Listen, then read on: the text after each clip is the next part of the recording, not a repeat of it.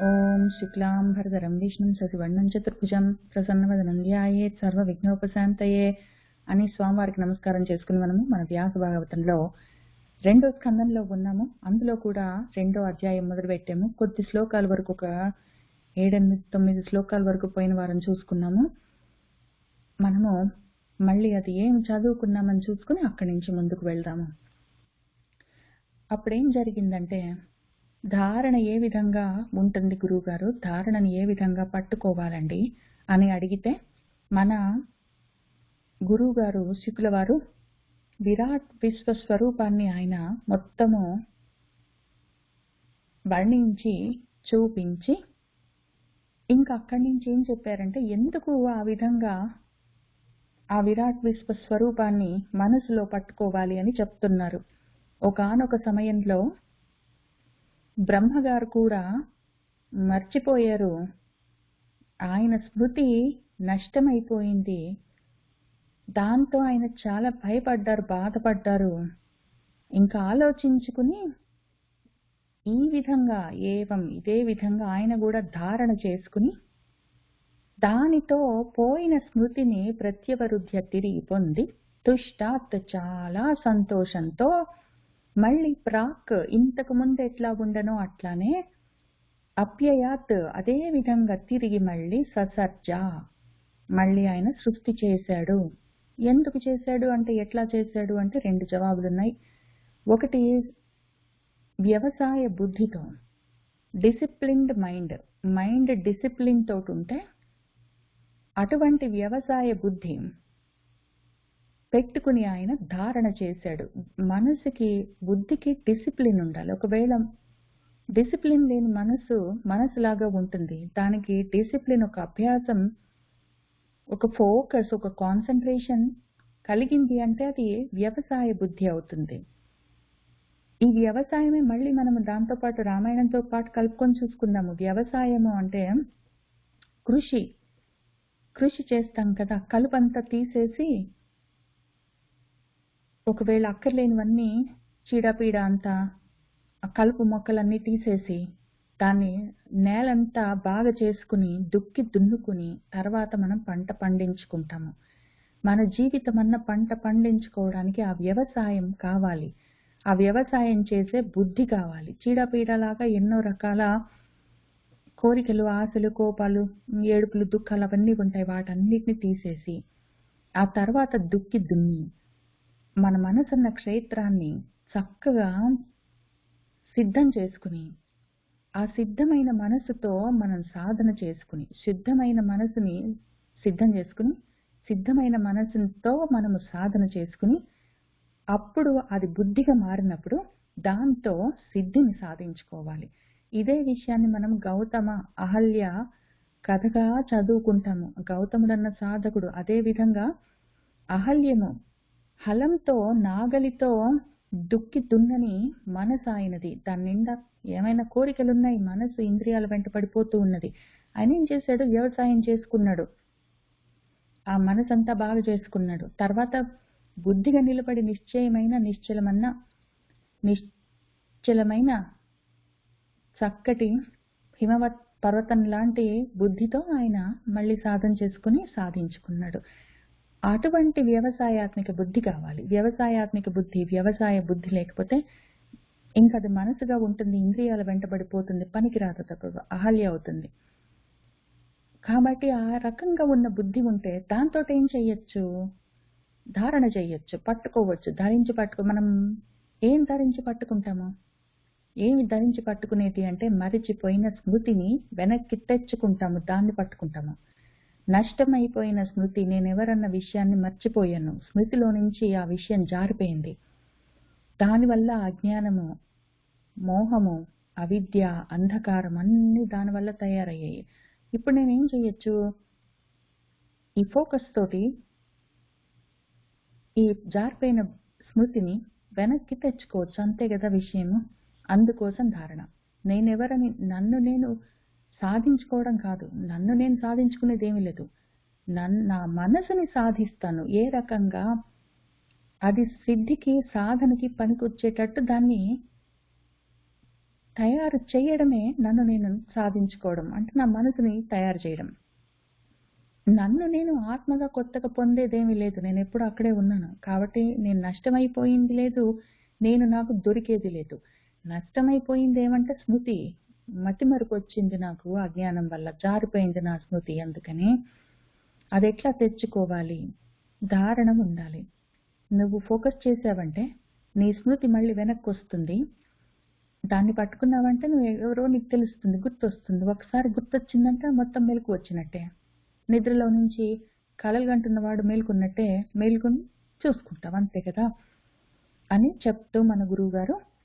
అందుకని ఈ పనులు చెయ్యాలి మనము. ధారణ అన్న కర్మలు చెయ్యాలి. ఆ క్రియ చెయ్యాలి. కూర్చోవాలి ఫస్ట్ ఆఫ్ ఆల్. నువ్వు కూర్చుంటే, ఇంద్రియాల్ని నియంత్రిస్తే, మనసుని ఆపితే, ఆ వ్యవసాయమైన బుద్ధితో, వ్యవసాయాత్మిక బుద్ధితో అప్రమత్తంగా ఉండి, ఎంతవరకు యావత్ కావాలో నీకు అటువంటి అంత మాత్రం పదార్థాలు బయట ఉన్న విషయాల్ని నువ్వు వాడుకుంటూ, మిగిలిన సమయాల్లో వాటిని పట్టించుకోకుండా ఒకవేళ జాగ్రత్తగా ఉండి, అసలు నువ్వు సాధించవలసిన సిద్ధి ఏమి, ఆ పరమార్థం దాని మీద మనసు పెట్టుకుని, నువ్వు అదే పనిగా సాధన చేయవలసి ఉంటుంది అని గురువుగారు చెప్తూ ఉన్నారు. చెప్తూ కాబట్టి నియతార్థం అన్నారు ఇక్కడ. నియతార్థం కావాలి మనకి. నియతార్థం అన్నా నిశ్చితార్థం అన్నా ఒకటే అర్థం. మనము నిశ్చితార్థం అంటే ఎంగేజ్మెంట్ అంటాము. పెళ్లి చేసుకోవడానికి వీలుగా ఎంగేజ్మెంట్ చేసుకున్నప్పుడు దాన్ని తెలుగులో నిశ్చితార్థం అంటాము. ఇంకా తర్వాత పెళ్లిని పెళ్లి అంటాము. అక్కడికి అయిపోయింది. అయితే నియతార్థం అన్నా నిశ్చితార్థం అన్నా ఒక నిర్ణయం. నిశ్చయంగా ఇది నాకు కావాలి అని గోల్ సెట్ చేసుకుని దానికోసం తపించడము, ఆ నిశ్చయంతో ఒక అర్థాన్ని సాధించడానికి బయలుదేరడమే నిశ్చితార్థం లేదా నియతార్థం. ఆ అర్థం సాధించవలసిన అర్థం ఏంటి అంటే, ఆ పదార్థం ఏంటి అంటే పరమార్థం. అదొకవేళ సాధించవలసిన నిశ్చితార్థంతో మనం బయలుదేరి సాధించే అర్థం ఏంటి అంటే, పెళ్లి చేసుకున్నాము, పిల్లల్ని కన్నాము, ఇల్లు కొన్నాము, కార్లు కొనుక్కొని తిరుగుతున్నాము, అట్లాంటివన్నీ తక్కువ రకం అర్థాలు. ఎందుకంటే అవి మార్పులతోటి ఉన్నవి. ఎందుకంటే అవి ఒక రోజు ఉంటాయి, ఒక రోజు ఉండవు, ఆది అంటూ ఉంటాయి. ఇవన్నీ ఉన్నాయి కాబట్టి అవి అనర్థాలు కలిగించేవి, తక్కువ రకం విషయాలు అవి. వాటిని అపరార్థాలు, అనర్థాలు, పదార్థాలు మామూలుగా ఉన్న విషయాలు. అయితే అపరార్థము తక్కువ రకం అర్థం కాదు. పరార్థం కావాలి అంటే పరార్థము, పరమార్థము, నియతార్థము, నిశ్చితార్థము అది. ఆ నిశ్చితార్థం ఇప్పుడు మనం జనరల్గా నిశ్చితార్థం అంటే ఎంగేజ్మెంట్ చేసుకుంటే తర్వాత ఏమైతుంది, పెళ్లి చేసుకుంటాం మనకు, అంతే కదా. దానికి పెళ్లిగా కాకుండా పెళ్ళని చెప్పుకుంటాము మనం. మనుషులు ఇద్దరు ఆడవాళ్ళు మగవాళ్ళు పెళ్లి చేసుకుంటే దాని పేరు పెళ్లి అంటాము. అయితే ఇక్కడ నిశ్చయార్థంతో మనం ఒక నిశ్చితార్థం పెట్టుకొని మనము ఆ సాధనలో ముందుకు వెళ్తే మనకు కూడా అదే జరుగుతుంది. కళ్యాణం జరుగుతుంది. పరమ కళ్యాణం, పరమ మంగళం కలుగుతుంది. ఆ పరమ మంగళము, పరమార్థము ఇది ప్రాకృతికమైన అర్థాల కోసము ప్రపంచంలో తిరుగుతున్న విషయం అదే. అయితే దానికైనా దీనికైనా ధారణ అంతే ఉంటుంది, ఫోకస్ అంతే ఉంటుంది. పెళ్లి కోసం ఇంకా పిల్లలు వయసులోకి వచ్చారంటే పేరెంట్స్, పెద్దవాళ్ళు కూడా మొదలు పెడతారు ఇంకా సంబంధాలు వెతకడము. సంబంధమేమి మళ్ళీ ఇంకా సరే ఇంకా అందులోకి వెళ్తే మొత్తము అసలు కళ్యాణం అన్న ఘట్టమంతా ముందు సంబంధం వెతకడము, తగిన వరుణ్ణి చూడడము, మళ్ళీ వరము ప్రతి మాట వరం దగ్గర నుంచి, నిశ్చితార్థం దగ్గర నుంచి, కళ్యాణం దగ్గర నుంచి, బంధం నుంచి, మళ్ళీ బంధువు నుంచి, బంధువు అన్న మాట కూడా అర్థం చెప్తాను ఎందుకంటే పెళ్లి గురించి మాట్లాడుకుంటున్నాము. బంధము అంటే కనెక్షన్, బంధువు అంటే బంధం అంటే తెలుసు కదా, ఏదైనా ఒక బంధంలో ఇరుక్కోవడం. బంధువు అంటే బంధాల్లో నుంచి బయటపడేసేవాడు బంధువు. అసలు ఆ మాటకే దాని వ్యుత్పత్తి, దాని మాటకే అర్థం అది. బంధువు అంటే బంధాల్లో నుంచి బయటపడేసేవాడు బంధువు.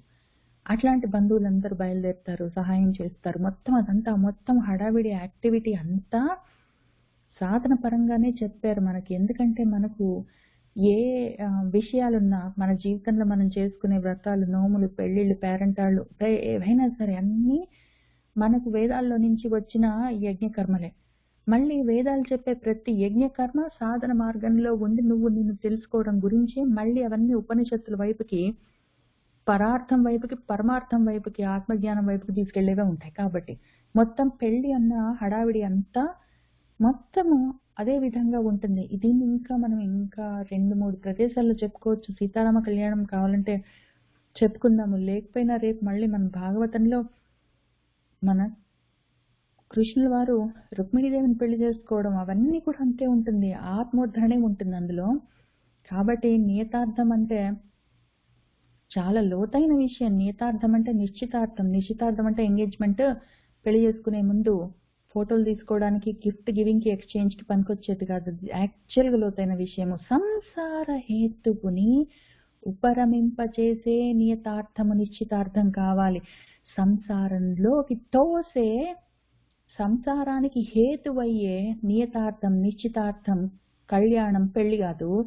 సంసార హేతువుని ఉపరమింపజేసే నియతార్థం నిశ్చితార్థం పరమ మంగళకరమైన కళ్యాణం కావాలి. దాని గురించి భజేత, భజనము చేయవలసి ఉన్నది, పూజనము చేయవలసి ఉన్నది. దాని గురించి ముందు ఆలోచన మననం చేయవలసి ఉన్నది. చాలా లోతైన విషయం ఇక్కడ. నియతార్థ సంసార హేతు ఉపరమః అని ఆయన చెప్పారు మన గురువు గారు. నేను నియతార్థం దగ్గర నా కళ్ళాగేయి నిశ్చితార్థం అని చెప్దామనుకున్నాను. అటంటే ఎంగేజ్మెంట్స్ అయిపోయింది. ఎంగేజ్మెంట్ నుంచి కళ్యాణం అనుకున్నాను. తిరిగి చూసేసరికి ఇక్కడే రాశారు ఆయన సంసార హేతు ఉపరమమని. ఈ నీ నియతార్థము సంసారం వైపుకి తీసుకెళ్తుందా? నీ నియతార్థము సంసారంలో నుంచి బయటపడేస్తుందా? నీ నిశ్చితార్థము నువ్వు దేనికి చేసుకుంటున్నావు? ఒకటి నిశ్చయించుకో. నువ్వు నీ అర్థమేమో గోల్ కరెక్ట్ గా సెట్టింగ్ చేసుకో అని చెప్తున్నారు గురువు గారు. ఎంత లోతైన విషయం. ఒక్క నిమిషంలో ఇది ఇక్కడ ఆగకపోయింటే నాకు అన్ని మిస్ అయిపోయేదాన్ని. సరే, అప్పుడేం జరిగింది? ఆ రకంగా చెప్తూ వస్తూ ఉన్నారు. చెప్తూ కాబట్టి ఇప్పుడు నువ్వేం చెయ్యాలంటే, ఇదిగో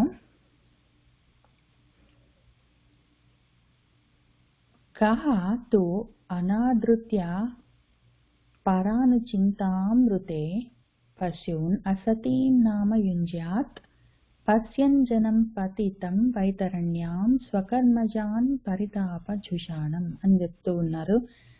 అందరూ ఆ స్వకర్మల వల్ల కలిగే పరితాపాలో ఆనందాలో అని పెట్టుకొని ఆ సంసారంలోనే వాళ్ళు పతితం అవుతూ ఉంటే, పడుతూ ఉంటే, నువ్వు పద్యం చూస్తూ కూడా మళ్ళీ అందులోకే వెళ్తామంటావేంటి? నువ్వు నిశ్చయార్థము, నీ నిశ్చితార్థము, నీ ఎంగేజ్మెంట్ దేంతో చేస్తున్నావు?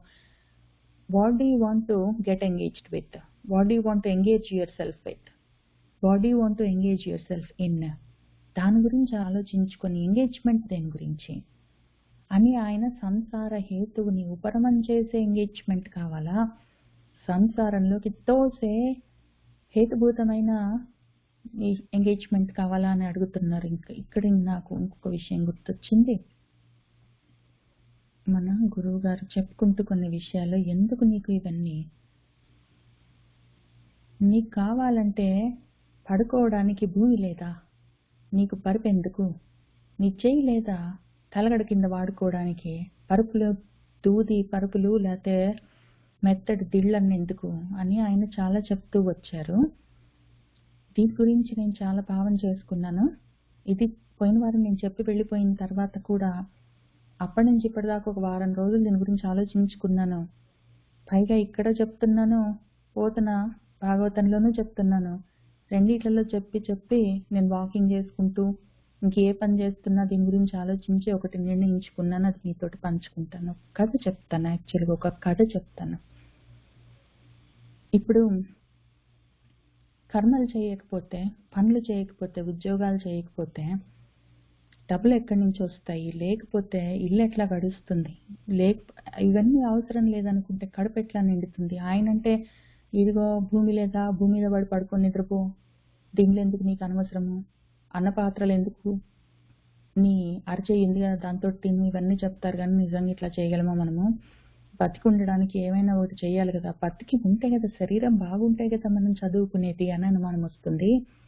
దానికోసం కష్టపడి, తంటాలు పడి, చాలా ప్రయాసపడి, ఎంతో ఆలోచించి ఉద్యోగాలు అవన్నీ చేస్తున్నాము అని అనిపిస్తుంది కదా! దాని గురించి నాకు కథ గుర్తొచ్చింది. ఎప్పుడో నేను చిన్నప్పుడు చందమామలో ఒక కథ చదివా. అందులో ఏముంటుందంటే, ఒక తల్లి ఉంటుంది. ఆమెకొక చిన్న పిల్లాడుంటాడు కొడుకు. వాళ్ళు అడవిలో ఉంటారు. భర్త లేడామెకు. అయితే ఆ పిల్లాడు అక్కడే ఉంటాడు. కొంచెం పెద్దవాడవుతూ ఉంటాడు. అక్కడ ఋషులు వాళ్ళందరూ ఉంటారు. అడవుల్లోనే ఉంటాడు పాపం. అయితే అక్కడ తింటూ ఉంటారు.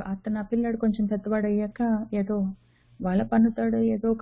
ఏదో ఒక జంతువు పాపం దొరికేది, అడవిలోనే ఉన్నారు. దాన్ని తీసుకొచ్చేవాడు. వాళ్ళమ్మ వంట చేసేది. ఆ పిల్లాడు చాలా సంతోషంగా ఉంటాడు. హ్యాపీగున్నాడు. అయితే ఒకసారి ఆ పిల్లాడు కొంచెం వయసులోకొస్తున్నప్పుడు టీనేజ్‌లోకి అట్లా 1920s అట్లా టీనేజ్ దాటుతున్న సమయంలో అప్పుడు కూడా అంతే వేట తీసుకొచ్చాడు. తీసుకొచ్చేసరికి వాళ్ళమ్మ ఏడుస్తుంటుంది ఎందుకో. అయితే అడుగుతాడు. వాళ్ళమ్మ ఏం చెప్పదు. ఆయన ఇంకా ఊరుకుంటాడు. వెళ్ళి అక్కడ చిన్నప్పటి నుంచి పెంచిన వాళ్ళుంటారు. వాళ్ళని అడుగుతాడు. ఏం జరిగింది? అమ్మ ఎందుకు ఏడుస్తుంది అంటే, ఎందుకంటే నువ్వసలు యాక్చువల్‌గా రాజువి. మీ నాన్న మహారాజు. నువ్వు పుట్టే సమయానికి మంత్రులు వాళ్ళు మోసం చేసి మీ నాన్నని చంపేశారు. రాజ్యాన్ని ఆక్యుపై చేసుకున్నారు. మీ అమ్మ నిన్ను తీసుకొని ఇక్కడికి వచ్చింది. ఇంక అప్పటి నుంచి నువ్వు ఇక్కడే పెరిగావు. కానీ అసలు ఈ వయసుకి నువ్వు రాజు అయ్యేవాడివి. ఆమెకు ఆ విషయం గుర్తొచ్చి ఏడుస్తున్నట్టుందని చెప్తారు. సరేనాయన ఆలోచించుకుంటాడు. మరేం చేయొచ్చంటే వాళ్ళు ఋషులు. వాళ్ళొక మాట ఏం చెప్తారంటే, నీకేం కష్టం లేదా? నీకేం కష్టము? హాయిగున్నావు అడవిలో. రాజువి కావాలనా? కాకపోయినా పర్వాలేదు. నీకైతే అన్నానికి లోటు లేదు. ప్రశాంతంగా ఉండని చెప్తారు. ఎందుకు లేదంటే నాకు అన్నానికి లోటు అని అడుగుతాడు. అప్పుడు నీకట్లా రాసిపెట్టింది, నీ జాతకం అట్లా ఉంది. నీ జాతకంలో నువ్వు అడవిలోనే ఉంటావని రాసిపెట్టుంది. నీకు తప్పకుండా ప్రతిరోజు ఏదో ఒక వేట దొరుకుతుంది. నువ్వు వల పన్నావంటే నీకొక వేట దొరుకుతుంది. కాబట్టి నీకు తిండికి లోటు ఉండదు. నువ్వు అడవిలో ఉంటావని 2 విషయాలు నీకు రాసిపెట్టున్నాయి జాతకంలో అని ఉంటుంది. ఆ పిల్లాడు ఇంటికెళ్ళి ఆలోచించుకుంటాడు. ఓహో! ఇప్పుడు నాకెట్లైనా గ్యారంటీగా ప్రతిరోజు వేట దొరుకుతుంది. నేను వల పన్నితే అందులో వేట పడుతుందని వాళ్ళు చెప్పారు పెద్దలు అని ఏం చేస్తాడు, ఇంతకుముందు చాలా జాగ్రత్తగా అతి నైపుణ్యంతోటి, నేర్పుతోటి వలలన్నీ పన్నేవాడు. నేనింత కష్టపడి జాగ్రత్తగా చేస్తున్నా కాబట్టి నాకు నా వలలో ఒక జంతువు పడ్డదని అనుకునేవాడు. నువ్వు ఎక్కడేసినా అది పడుతుంది. దానికి నీకు అట్లా రాసిపెట్టింది జాతకం అని చెప్పారు కాబట్టి ఆయన పిల్లాడు ఏం ఆలోచించుకుంటాడు, ఓహో! మనకిట్లుందనుకుని ఈసారి పట్టించుకోవడం మానేస్తాడు. ఎక్కడ జాగ్రత్తగా వల వేయడం కాదు, ఎక్కడో దగ్గర వేసేవాడు. అదొచ్చేది. ఆయన ఎక్కడ వేసినా ఒక ఏదో ఒక జంతువు అందులో పడేది. కొన్ని రోజులు చూసుకున్నాడు. ఓహో! అనుకున్నాడు. తర్వాత ఏం చేయడం మొదలుపెట్టాడు, పైన అసలు బండల మీద అట్లా వేయడం మొదలుపెట్టాడు. అయినా కూడా ఏదో ఒక జంతువు అందులో పడేదొచ్చి. ఇంకా ఆలోచించుకొని నీళ్ళలో వేయడం మొదలుపెట్టాడు. నీళ్ళలో చేపలు కాదు కానీ అక్కడికి కూడా జంతువు ఏదో ఒకటొచ్చి అందులో పడేది. ఇంకిట్లా కాదని ఆలోచించుకుని ఆ పిల్లాడు అసలు చాలా ఇబ్బంది, అసలు జంతువులే రాని ప్రదేశంలో ప్రయత్నం చేశాడు. అయినా వచ్చి ఏదో ఒక జంతువు అందులో పడేది. ఇంకా తర్వాత బాగా ఆలోచించుకొని చెట్టు పైన వేసేవాడు. అక్కడికొచ్చి పడేది. మరి అది ఎట్లా పడేదో ఏదో ఒక విధంగా. ఇంకిట్లా కాదని బాగా తీవ్రంగా ఆలోచించుకొని ఒకసారి చెట్టు చిటారు కొమ్మ మీద ఆయన వల వేసి ఆ కిందంతా మంటలన్నీ పెడతాడు.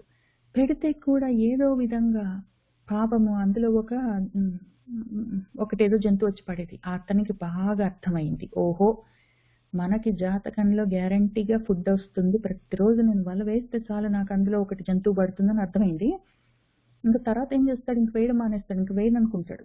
ఇంక అప్పుడు ఏమైతుందంటే, ఇంకా ఆ వలలో అన్నం వేయవలసిన అవసరం ఆ రాత రాసిన బ్రహ్మకి ఇంక తప్పదు కదా! అందులో వేయవలసొస్తుంది. ఇంకా వచ్చి బతిమలాడడం మొదలు పెడతాడు. ప్లీజ్ రా, నువ్వు అది కొంచెం అక్కడ వేయరా, వల వేయరా, నువ్వు వల వేస్తే అందులో నేను వేటొచ్చేటట్టు చూడాలి అంటే, నేను వేయనంటాడు. ఇంకా చాలా ఆర్గ్యుమెంట్ అవుతుంది. చాలా బతిమలాడతాడు బ్రహ్మగారు. నీకట్లా రాత రాశారా నువ్వు అక్కడ వేస్తే నీకు అందులో వేట వెయ్యాలి అంటే, నేనెయ్యనంతే. నేను వల వెయ్యను, నువ్వేమైనా చేసుకోపో అని చెప్తాడు. ఇంకా చాలా డిస్కషన్ అయినాక, బతిమలాటలన్నీ అయినాక ఇంక చివరికి మరేం చేయమంటావురా అని అడుగుతాడు బ్రహ్మగారు. ఇదిగో నేను నీకొకటి వయా మీడియా సొల్యూషన్ చెప్తాను. మా అమ్మ ఏడుస్తుంది. నాకు కూడా రాజు కావాలనుంది. ఎందుకంటే నేను టెక్నికలీ జన్మతః నేను రాజు. నువ్వేంటో నీ ఇష్టం వచ్చినట్టు రాత రాసేసరికి మా నాన్న చచ్చిపోయాడు. నేను రాజు కాకుండా పోయాను. మా అమ్మ ఏడుస్తుంది. కాబట్టి ఇప్పుడు కావాలంటే నేను వల వేస్తాను. నువ్వు అందులో నీ ఇష్టం వచ్చినట్టు ఏదో ఒకటి అందులో జంతువు వేసుకో. కానీ నన్ను మాత్రం రాజుని చేయవలసిందే నువ్వు అని కండిషన్ పెడతాడు. ఇంకా బ్రహ్మదేవుడు వేరే దారి లేక సరే అని ఒప్పుకుంటాడు. ఆయన మళ్ళీ వెనక్కి వెళ్ళేసరికి ఏమవుతుంది, పెద్ద పెద్ద పిపి డుమ్డుమని శబ్దాలు చేసుకుంటూ మేళ తాళాలతోటి వస్తారు. అక్కడ ఇంతకుముందు ఏదో ఆ విలన్ వాళ్ళ నాన్నని చంపి ఉన్నవాడు ఆయన ఏమయ్యాడో పోయారో తెలీదు. ఆ రాజ్యంలో వాళ్ళకి మిగిలిన మంచి మంత్రులకి వీళ్ళు ఇక్కడ ఉన్నారని తెలిసి ఇక్కడికి వచ్చాము నేను తీసుకొని వెళ్ళడానికి అని ఆయన చాలా ఘనంగా తీసుకొని వెళ్ళి రాజుని చేస్తారు. ఇంతకీ అది కథ. ఆ కథ నేను ఎప్పుడో చాలా చిన్నప్పుడు చదివాను. అది ఇప్పుడు దీనికి కలుపుకుంటున్నాను. ఈ మధ్యన నేను చదువుకుంటున్న వాటన్నిటిలో ఉన్న విషయం ఏంటంటే, భగవద్గీత దగ్గర నుంచి ఎక్కడ చదివినంతే, నీకు ప్రారబ్ధంగా రావాల్సింది నువ్వు ప్రయత్నం చేసినా చేయకపోయినా వస్తుంది. నువ్వు కష్టపడి ఎంతో నైపుణ్యంతో చాకచక్యంతో ఎంతో ఆలోచించి ప్రయత్నం మీద ప్లానింగ్లు చేసి తీసుకెళ్లి వల వేస్తే ఆ వలలో ఒక జంతువు నీ టాలెంట్ని బట్టి అందులో పడ్డదని ఏం లేదు. నువ్వు చచ్చి చెడి ఇంటర్వ్యూలన్నిటికీ అప్లైలు చేసి రెజ్యూమేలన్నీ తయారు చేసి వాటినంతా రివ్యూ చేసి పోయి ఎక్కడో సబ్మిట్లు చేసి అక్కడ వాళ్ళు నిన్ను పిలిస్తే నువ్వు కష్టపడి ప్రిపేర్ అయ్యి ఇంటర్వ్యూస్కి వెళ్ళి నువ్వు జాబ్ తెచ్చుకోవాలి అనే మనస్థితి ఉంటుంది ప్రతి వాళ్ళకి. ఈ రాజుగారు చిన్న పిల్లాడుకున్నట్టే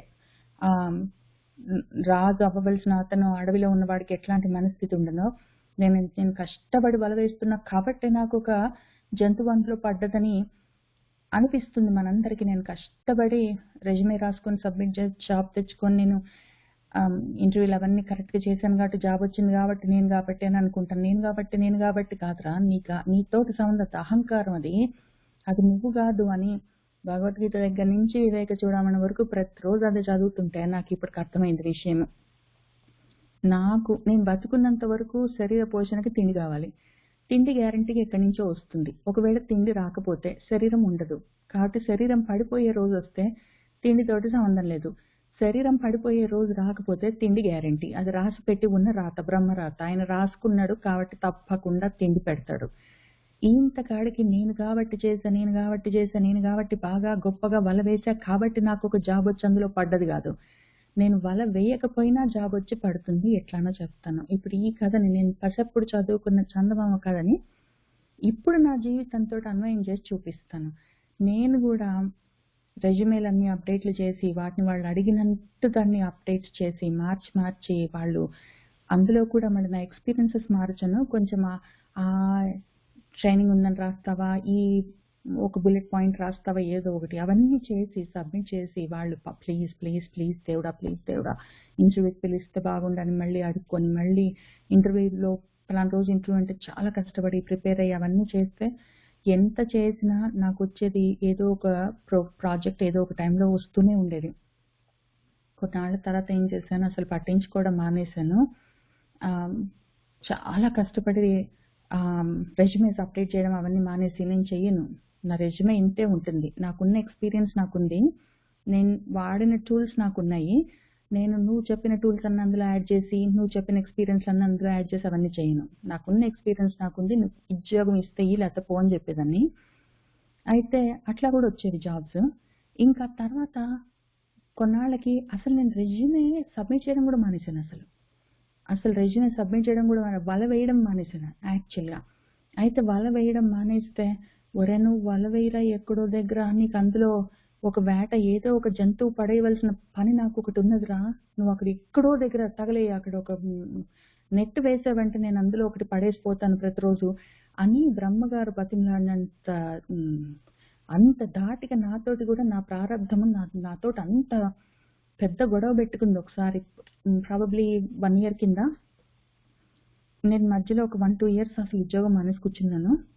నేను ఇంకా చదువుకుందాం అనుకున్నాను ఫుల్ టైం. అసలు మొత్తం నేను రిటైర్ ఆల్రెడీ 50 years వస్తున్నాయి, నేను రిటైర్ అవుతాను, ఇంకా మొత్తమే 100% నేను చదువుకుంటాను, ఇంకా చేయని ఉద్యోగం అని నిర్ణయించుకున్నాను. ఉన్న కొంత డబ్బులతోటి ఇల్లు అంతంత మాత్రం నడుస్తుంది, ఎక్కువ ఆశలు కూడా లేవు. నా కూతురికి కావాలంటే అది దానికి ఎంత ప్రారంధం ఉంటే అంత వస్తుంది, నాకు దానికి ఎంత ప్రారంధం ఉందో అంత డబ్బులు నా దగ్గర ఉంటాయి, దానికి కొనిస్తానని అనుకున్నాను. ఇంకా ఆ రకంగా ఉన్నాను.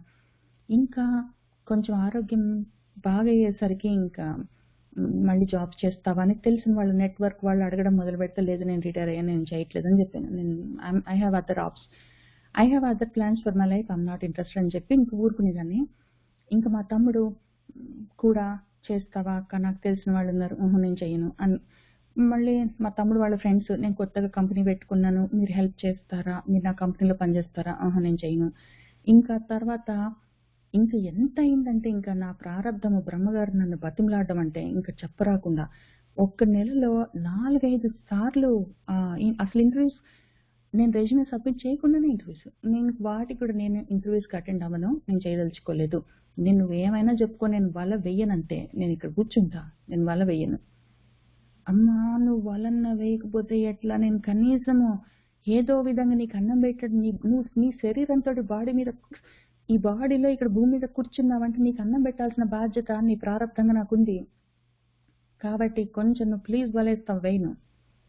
మరేం చేస్తావు, ఇదిగో నువ్వు నాకు తెలీదు, అన్నం పెట్టే పని నీకుంది, నువ్వు పెట్టు అన్నం, లేకపోతే పో. ఇంకా సరే అని లాస్ట్కి ఏమైందంటే, నువ్వు రెజ్యూమే అప్లై చేస్తావా, ఇంటర్వ్యూ అటెండ్ అవుతావా, కాను. ఇంకా అప్పుడు ఫైనల్గా నాకు బాగా తెలిసిన నా క్లోజ్ ఫ్రెండ్ వాళ్ళ అక్క, ఆమె కూడా వీళ్ళు నా ఫ్యామిలీ లాగా, ఆమె ఫోన్ చేసి సాయంత్రం 4 o'clock ఏమో, నేను ఇంకా మనం చదువుకోవడానికి రాత్రికి నేను ప్రిపేర్ అవుతున్నాను, 7:30 మన క్లాస్ టైంకి నేను ప్రిపేర్ అవుతుంటే 4 o'clock అట్లా ఫోన్ చేసింది. నువ్వు ఎట్లా ఉంది ఆరోగ్యం అవన్నీ అడిగింది. బాగానే ఉందని చెప్పా. ఉద్యోగం చేస్తావా మళ్ళీ అనుకుంటున్నావు అంటే లేదని చెప్పా. ప్లీజ్ చేస్తావా, చేయను. నువ్వు చేయరాదా, చేయను. చేస్తే బాగుంటుంది కదా, ఎందుకే అడుగుతున్నావు, ఎందుకని ఎన్నిసార్లు అడుగుతున్నావు అంటే, ఇదిగో నేను ఇప్పుడే నాకు స్మాల్ బిజినెస్ ఉమెన్ ఓన్డ్ కంపెనీగా అది సర్టిఫికేషన్ వచ్చింది. సో నా దగ్గర ఒక పొజిషన్ ఉంది, నేను నమ్మిన వాళ్ళనే తీసుకోవాలనుకుంటున్నాను, నా దగ్గర జాయిన్ అవుతావా, కాను. ప్లీజ్ కావే, ప్లీజ్. నేను ఇంటర్వ్యూలు అవన్నీ అటెండ్ కాను, రెజ్యూమే పంపిను. నువ్వు రెజ్యూమే పంపించట్లేదు, నువ్వు నాకు తెలుసు. అయితే అయింది కానీ నేను ఇంటర్వ్యూ అటెండ్ కాను, ఎందుకంటే క్లయింట్ తోటి నువ్వు ఇంటర్వ్యూ కూడా అటెండ్ అవ్వట్లేదు, నేనే మాట్లాడతాను, నువ్వు అంటావా, సరే కానీ అన్న. అంటే 1 hourలో 4 ఏమో ఫోన్ చేసి మాట్లాడింది, 5 minutes మాట్లాడినట్టున్నాము. 5 o'clockకి కాంట్రాక్ట్ పేపర్స్ పంపించింది సైన్ చేయమని. ఇంటర్వ్యూ లేదు, రెజ్యూమే పంపించలేదు, వల వేయలేదు, వచ్చి పడ్డది అందులో వేట. బికాజ్ నా ప్రారంభానికి దాని కర్మగాలి, దానికి ఆ జాబ్ ఉంది, నాకు అన్నం పెట్టడం. నేను ఈ శరీరంతో కూర్చున్నంత వరకు నాకు అన్నం పెట్టే జాబ్ పని దానికి ఉంది, నాకు ఏదో పనిపించే పని దానికి ఉంది కాబట్టి దాని పని చేయాలి కాబట్టి అది చేసింది. ఇప్పుడు లేకపోతే నేను ఇది చూసుకోకపోతే, సరే అంత మొండిగా, సరే కాదు చిన్నప్పుడు చదివిన చందమామ కదా నిజం కాకపోతుందా, నాకు ఇల్లు ఎట్లా ఒకట్లా నడుస్తుంది, నేను చదువుకున్న భగవద్గీత నన్ను నిజంగా స్వల్పమపి అస్య ధర్మస్య నువ్వు చేసినా కూడా త్రాయతే మహతో భయాత్ అని చెప్పింది భగవద్గీత. భగవంతుడు నా గుండెలో కూర్చొని చెప్పిన మాట అబద్ధం చెప్తాడా ఆయన, నాకు అబద్ధం చెప్తాడా, ఆయన నాకు అబద్ధం చెప్తే ఆయన అసత్యం అయిపోతాడు. ఇంకా అనుకోని నేను కూర్చున్నాను, వాళ్ళ వేసేదే లేదు, అసలు ప్రయత్నం చేసేది లేదు, ఇంక పో అనుకున్నాను. అదే వచ్చిన ఒళ్ళో పడ్డది, నిజంగా జరిగిన విషయం. కాబట్టి నేను గోడకి సున్నం వేసి ఆ సున్నము ఆరుతుందా లేదా అని ఎదురుగా కూర్చొని కన్ను ఆర్పకుండా చూసినా, నేను అక్కడ కూర్చొని చూడకపోయినా అది ఆరవలసిన సమయంలో అది ఆరుతుంది గోడ. నాకు శరీరంతో నేను ఈ భూమి మీద కూర్చున్నంతసేపు నాకు అన్నం పెట్టే గోల నా ప్రారంధానికి ఉన్నది, అది ఆ పని చూసుకుంటుంది. నేను శరీరంతో ఈ రూపంతో భూమి మీద ఉన్నంత వరకు నన్ను మెయింటైన్ చేసే పని ప్రకృతికి ఉన్నది, దాని పని అది చూసుకుంటుంది. నా పనిని చదువుకోవడము నేను మర్చిపోయాను, నేనెవరో దాన్ని మళ్ళీ స్మృతిలోకి తెచ్చుకోవడము, దానికోసం ధారణ చేయడం నా పని నేను చేసుకుంటే నా చుట్టూ ఉన్న ప్రకృతి దాని పని అది మూసుకొని చేస్తుంది, దానికి వేరే మార్గం లేదు. నా ప్రారంధానికి నన్ను ఈ శరీరం పడిపోయిన దాకా ఈ శరీరాన్ని మెయింటైన్ చేసే పని నా ప్రారంధానికి ఉన్నది, అది చేస్తుంది పాపము. నేను ప్రయత్నం చేసినా చేస్తుంది, నేను ప్రయత్నం చేయకపోయినా చేస్తుంది, దాని పని అది చేస్తుంది, ప్రకృతి పని అది చేస్తుంది. నా ప్రారంధము నా ప్రకృతి వాటి పనులు అవి చేస్తుంటే నేను పోయి అడ్డం పడి నేనే చేస్తున్నాను, నేనే రెజ్యూమేలు అప్డేట్ చేస్తున్నాను, నేనే రెజ్యూమేలు సబ్మిట్ చేస్తున్నాను, నేనే ఇంటర్వ్యూలు అటెండ్ అవుతున్నాను, నేను కాబట్టి ఉద్యోగం తెచ్చుకున్నాను, నేను కాబట్టి ఉద్యోగం చేస్తున్నాను అని అనుకోవచ్చు. సరే జరిగేవి జరుగుతాయి పోనీ, కానున్నది కాకమానదు అనుకుంటూ నేను చదువుకుంటుంటే, నీ పన్ను చేయరా, నీ పన్ను చేయి, నువ్వు ఫోకస్ చేసి నీ జ్ఞాన సాధన నువ్వు చేస్తూ ఉంటే నీ యోగాన్ని నీ క్షేమాన్ని నేనే వహిస్తాను ఇంకెళ్ళు అని ఎవరు చెప్పారు? అది చెప్పిన ఆయన అబద్ధం చెప్తాడా? సత్యమై ఉన్నవాడు నువ్వు చదువుకో, నీ సంగతి నువ్వు చూసుకో, నువ్వెవరో నువ్వు తెలుసుకో, నీ సంగతి నువ్వు చూసుకో, నువ్వు ఆ పనిలో ఉంటే నీ యోగాన్ని క్షేమాన్ని నేను చూస్తానని ఒక ఆయన చెప్తాడు. ఇదిగో నువ్వు ఈ రూపంతో ఉన్నంత వరకు నీకు తిండి పెట్టే పని నాకుంది, నేను చేస్తాను అని ప్రారబ్ధం చెప్తాడు. నువ్వు ఉన్నావు అంటే నిన్ను మెయింటైన్ చేసే పని నాకుంది, నేను చేస్తానని ప్రకృతి చెప్తుంటుంది. వీళ్ళందరూ ఉంటే కూడా నేనే చేస్తున్నాను అనుకొని టైం వేస్ట్ చేసుకొని వృధా శ్రమతోటి అక్కర్లేకుండా ఈ ప్రయాసలతోటి ఉన్న అవకాశాన్ని పాడు చేసుకుంటున్నానే అన్న విషయము అర్థం అవ్వగానే నేను వల వేయడం ఆపేస్తే, వల వేసినా వేయకపోయినా నా తిండి నాకు వచ్చి ఒళ్ళో పడుతున్నది. అది చూసుకుంటే ఎంత ఆశ్చర్యం అనిపించిందంటే నాకు, ఇంకా అప్పటి నుంచి అంతకన్నా ముందు కూడా చదివేదాన్ని, అంతకన్నా ముందు కూడా చెప్పేదాన్ని. కానీ ఇంకా తర్వాత మాత్రము ఇది చూసుకున్నాక అమితాశ్చర్యము, దానితోటి ఇంకా చాలా నమ్మకంతో చదువుకుంటున్నాను. బికాజ్ నా జీవితంలో జరుగుతున్నాయి, నేను చూస్తున్నాను. నేనేమి చదివి చెప్తున్నానో అవి నాకు జరుగుతూ ఉంటే ఇంకా సంశయాలేం లేవు. పోయినాయి, అన్ని చిన్నమైపోయినాయి సంశయాలన్నీ. అనుమానం లేకుండా ప్రశాంతంగా చదువుకుంటున్నాను. నా అంత అదృష్టము అసలు ఎవ్వడికి ఉండదు. సంశయాలు లేకుండా నమ్మి చెడినవాడు లేడు. నేను నమ్మాను, చెడేదే లేదు. కాబట్టి ఆ చందమామ కథ కానీ నా కథ కానీ మీకు దేనికైనా పనికొస్తే, ఈ చదువుకుంటున్నది నిజమని మీకు నమ్మకం కలిగితే అంత స్థిరమైన బుద్ధితోటి చదువుకోండి. తప్పకుండా మంచి జరుగుతుంది. నాకు జరిగింది, జరుగుతూనే ఉన్నది, అనుమానం లేదు. మనము అంతవరకు చూసుకున్నాము పోయిన వారము. కాబట్టి ఏం చెయ్యాలంటే అని మన గురువు గారు శుక మహర్షి ఆ ధారణని ఏ విధంగా ధరించి పట్టుకోవాలి. నేను ఆల్రెడీ మిగిలినవన్నీ వదలవలసినవన్నీ వదిలేసా కదా. నేను వల వేయడం మానేశాను. నా ఇంట్లో నేను కూర్చున్నాను. నాకు వచ్చే తిండి అదే వస్తుంది. నేను తాపత్రయపడ్డా పడకపోయినా అదే వస్తుంది. నా ప్రారంధ కర్మ దానికి. నీ యోగాన్ని క్షేమాన్ని నేను చూస్తాను, నీ సంగతి నువ్వు చూసుకో అని గురువుగారు చెప్పారు. ఆయన పని ఆయన చేస్తారు. ఇప్పుడు నేనేం చేస్తున్నాను? నా పని నేను చేసుకోవాలి కదా.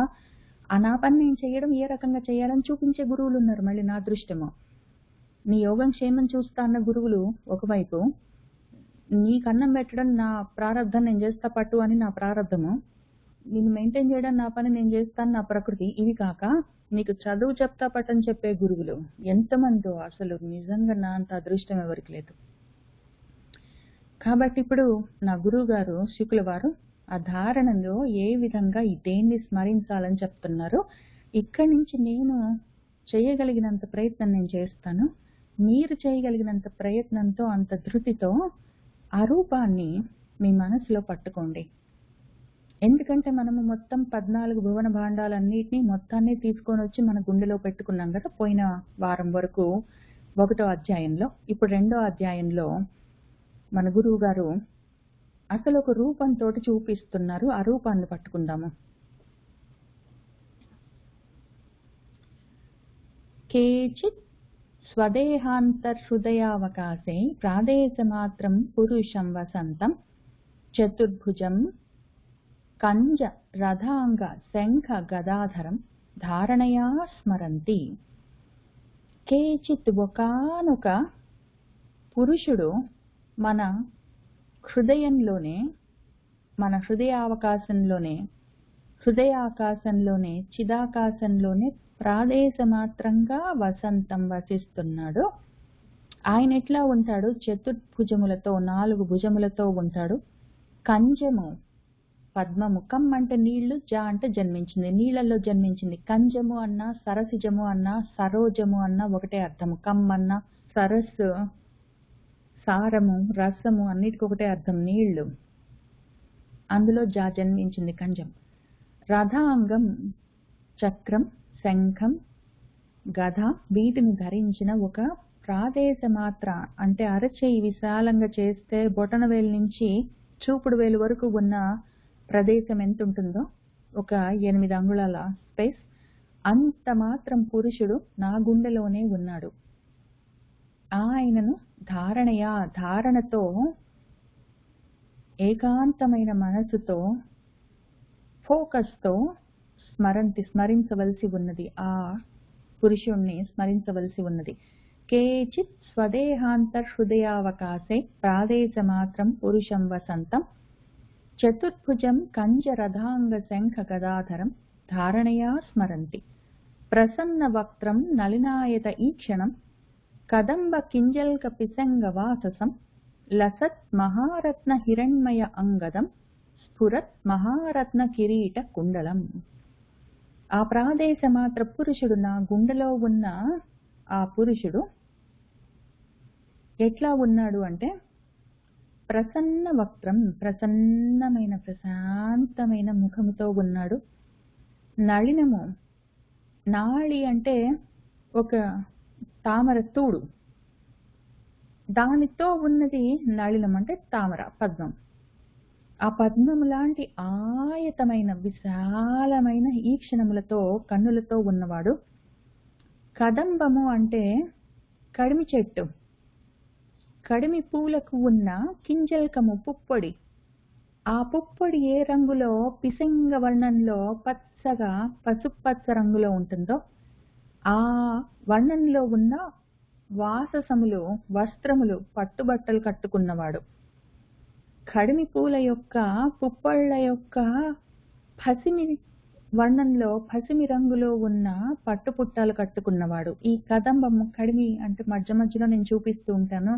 మన లలితా శాస్త్రంలో కూడా కదంబ వనవాసిని, కదంబ కుసుమప్రియ, అటువంటివన్నీ మనం చూసుకున్నాము. మళ్ళీ ఒకసారి అది చూపిస్తాను ఎట్లా ఉంటుందో. ఇది కడిమి పువ్వు, కదంబ పుష్పము. దానికి పూలు ఉంటాయి, ఆ పూలల్లో పుప్పళ్ళు ఉంటాయి. ఆ పుప్పళ్ళు డార్క్ ఎల్లో కలర్లో, లైట్ నుంచి డార్క్ ఆరెంజ్ కలర్లో అట్లా ఉంటాయి. వీటిని పూల హారాలుగా కూడా, మాలలుగా కూడా కట్టి వేస్తారు. అమ్మవారికి కూడా కట్టి మెళ్ళో వేస్తారు కదంబ వనమాలని. వాటిని, అది కదంబ పుష్పము. అది ఇక్కడ 9 కూడా ఉంది. ఇవన్నీ అవి మన తేనెటీగలు కూడా ఉన్నాయి. అంత పరిమళము, అంత మకరందము, చక్కటి పుప్పొడి వాటన్నిటితో ఉంటుంది. అది పాలెన్తో ఆ కడిమి పువ్వు. ఆ వర్ణంలో ఉన్న వాససములు ఆయన వస్త్రములు. లసత్ కదులుతూ ఉన్న మహారత్నములతో కూడిన హిరణ్మయము, బంగారముతో తయారు చేసిన అంగదములు. శరీరానికి ఆయన ఆభరణాలన్నీ, అంగదాలు, భుజకీర్తులు అవన్నీ వేసుకుని ఉన్నాడు. స్ఫురత్ ప్రకాశిస్తున్న మహారత్నములతో కూడిన కిరీటము, అటువంటి మెరుస్తున్న మహారత్నములతో తయారు చేసిన కుండలములను, కిరీట కుండలాలను ధరించిన వాడు. ఆయన ఉన్నిద్ర హృత్ పంకజ కర్ణికాలయే యోగేశ్వరా స్థాపిత పాద పల్లవం శ్రీలక్ష్మణం కౌస్తుభరత్న కంధరం ఆమ్లాన లక్ష్మ్యా వనమాలయా ఆచితం. ఇంకా ఉన్నిద్ర బాగా విచ్చుకున్న, హృత్ పంకజము, హృదయాలన్న పంకజాలు. ఆ పంకజంలో, హృదయ పంకజం, హృత్పంకజంలో కర్ణిక ఉంటుంది కదా, మధ్యలో తామర పువ్వులో దుద్దు. ఆ మధ్యలో ఉన్న తామర పువ్వులోని మధ్యలో దుద్దు మీద, కర్ణిక మీద, అది ఆలయంగా, అది స్థానంగా యోగేశ్వరుల యొక్క హృదయాలన్న పద్మాల యొక్క ఆ కర్ణికలనే ఆలయంగా, వాటిలో ఎవరి యొక్క పాద పల్లవములు, పాదములన్న చిగురుటాకుల్లాంటి పాదాలు ఆస్థాపితమై ఉన్నాయో ఆయన పల్లవముల వంటి పాదములు యోగేశ్వరుల యొక్క బాగా విచ్చుకున్న హృత్ పద్మాల యొక్క మధ్యలో కర్ణికల మీద స్థాపితమై ఉన్నాయో. ఇక్కడ యోగేశ్వరం అని రాసింది. యోగేశ్వరము అంటే యోగానికి ఈశ్వరుడు అయినవాడు. యోగీశ్వరుడు అని కూడా దాన్ని ఈకారంతో చెప్పుకోవచ్చు. అప్పుడు యోగులకు ఈశ్వరుడు, యోగికి ఈశ్వరుడు యోగీశ్వరుడు, యోగానికే ఈశ్వరుడు యోగేశ్వరుడు. ఏదైనా రెండు ఒకటే, యోగమైన యోగి అయినా ఒకటే. చక్రమైన చక్రిలాగా, చక్రాన్ని పట్టుకున్నవాడు చక్రిలాగా, యోగాన్ని పట్టుకున్నవాడు యోగి. చక్రాన్ని ధరించినవాడు చక్రి, యోగాన్ని ధరించినవాడు యోగి. రెండు ఒకటే. హరాన్ని ధరించినవాడు హరిలాగా. అవన్నీ ఒకటేలాగా ఉంటాయి. విషయాలు తేడా ఉందని అనిపిస్తుంది, కానీ ఒకటేమో విషయము, ఒకటేమో దాన్ని ధరించి ఉన్న విషయము. ఇంకా శ్రీలక్ష్మణం ఆశ్రయమే లక్ష్యంగా కలిగి ఉన్నది అని ఒక అర్థము. శ్రీలక్ష్మణము అంటే మంగళకరమైన గుర్తులతో ఉన్నది అని ఒక అర్థము. తర్వాత కౌస్తుభ రత్న కంధరము, కౌస్తుభ మణి రత్నము, దాన్ని ధరించిన కంధరము మెడ. ఆయన కౌస్తుభమన్న మణిని, ఆ రత్నాన్ని ధరించాడు. ఆమ్లానము, మ్లానము అంటే వడలిపోవడము, నలిగిపోవడం. ఏదో మల్లెపూలు అప్పుడే సాయంత్రం పూట విచ్చుకుంటూ ఉంటే అవి ఆమ్లానమై ఫ్రెష్గా ఉంటాయి. తెల్లవారేసరికి లేదా తర్వాత రోజు సాయంత్రానికి అది మ్లానమై ఉంటాయి, ఎండిపోయి కొంచెము అవి నలిగిపోయి వాడిపోయి ఉంటాయి. అది మ్లానము, ఆమ్లానము. ఈయన అమ్లానము, వాడిపోవడం అన్నది లేని సదా ఫ్రెష్గా ఉన్న లక్ష్మి కళలతో ఉన్న వనమాలను ధరించి వాటితో ఆచితం కూడి ఉన్నవాడు.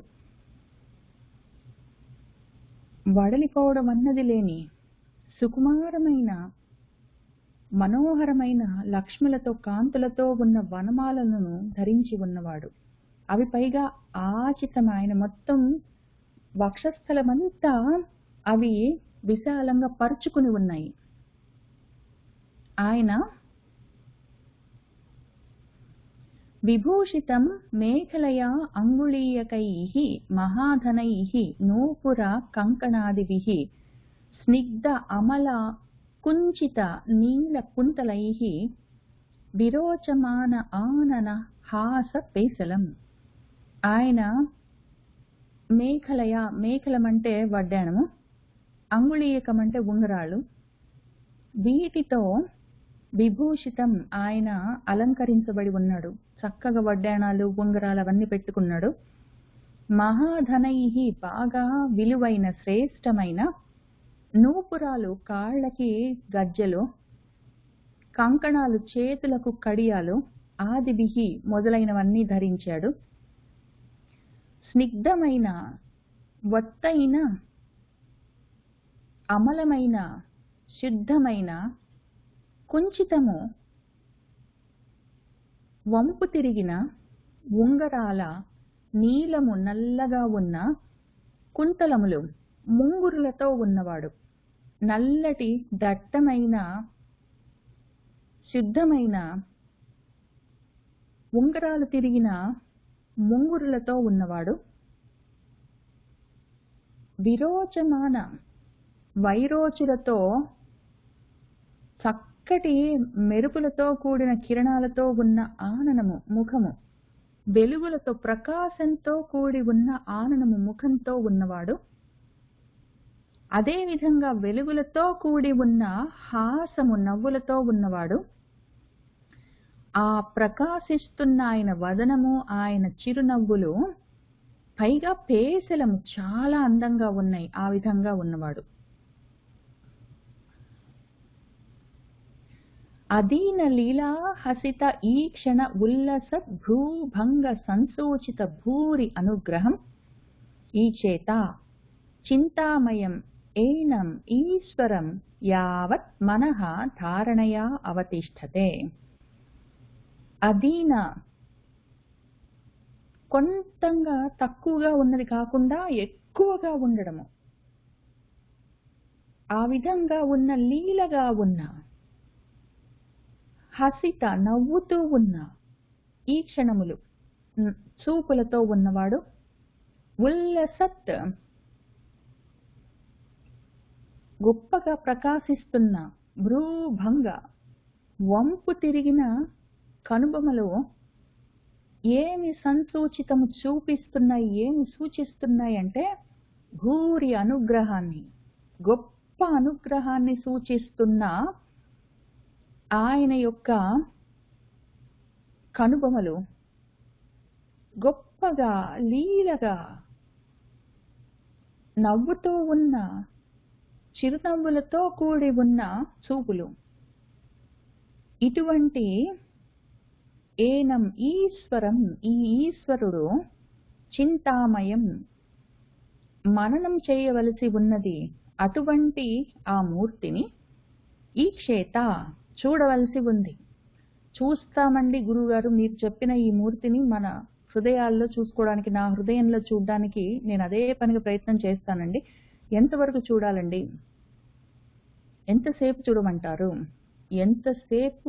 యావత్, ఎంతవరకైతే నీ మనసు ధారణయ, దాన్ని ధరించి పట్టుకుని అవతిష్ఠతే, అక్కడే కూర్చుంటుందో, ఆ ధారణ ఎంతవరకైతే ధ్యానంగా మారి ఈ మూర్తిని అదే పనిగా పట్టుకొని అక్కడే కూర్చుని ఉందో, నీ మనసు కదలకుండా, అంతవరకు ధ్యానం చేయి. అంతవరకు చెయ్యి. ఎంతవరకు చేయాలండి గురుగారంటే ఎంతవరకు నీ మనసు కుదురుగా కూర్చుంటుందో, ఎంతవరకు నీ మనసు కదలకుండా అదే పనిగా ధారణలో ఉంటుందో, ఆ స్థితిలో ఉంటుందో, అవతిష్ఠతే ఉంటుందో, అంతవరకు ప్రయత్నం చెయ్యి అని చెప్తున్నారు.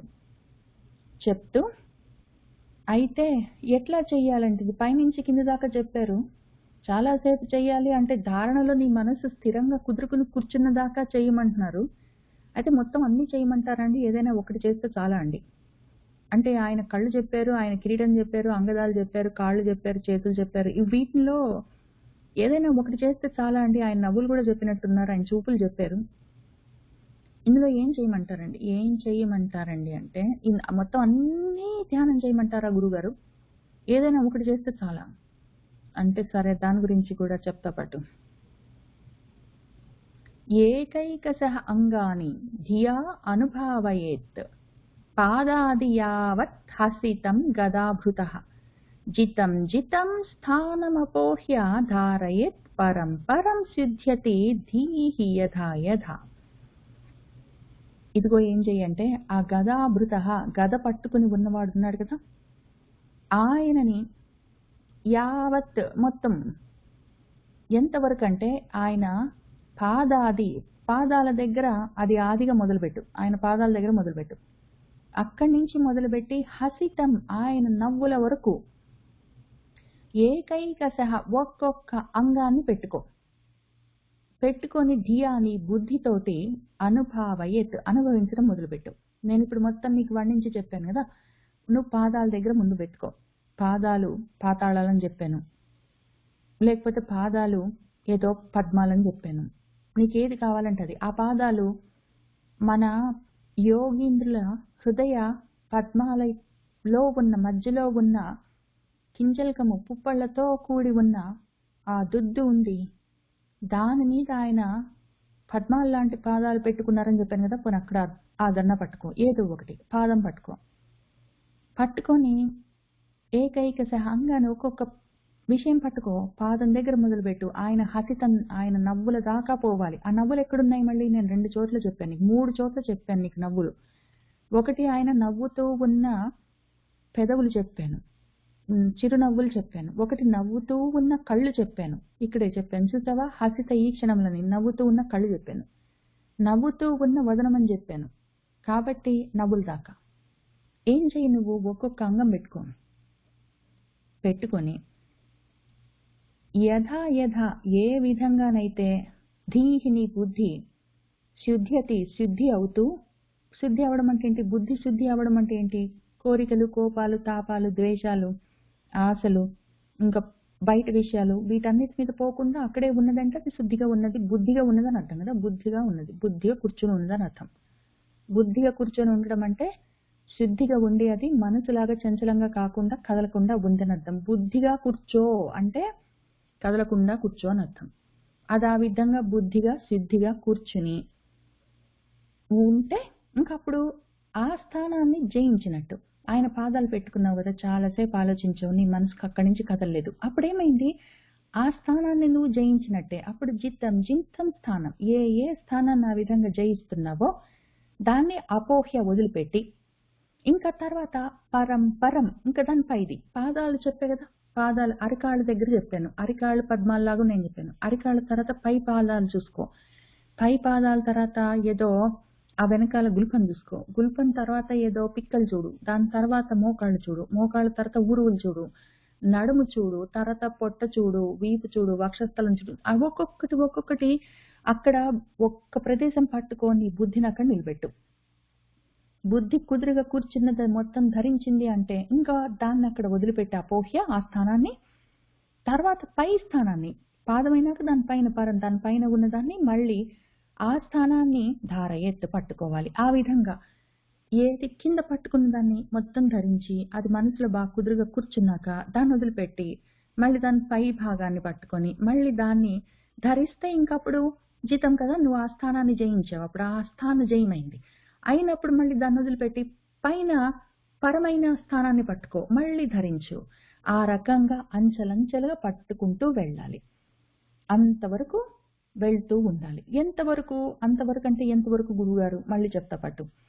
యావత్ ఎంతవరకైతే నజాయేత పరావరే అస్మిన్ విశ్వేశ్వరే ద్రష్టరి భక్తియోగః తావత్ స్థవీయః పురుషస్య రూపం క్రియావసానే ప్రయతః స్మరేత.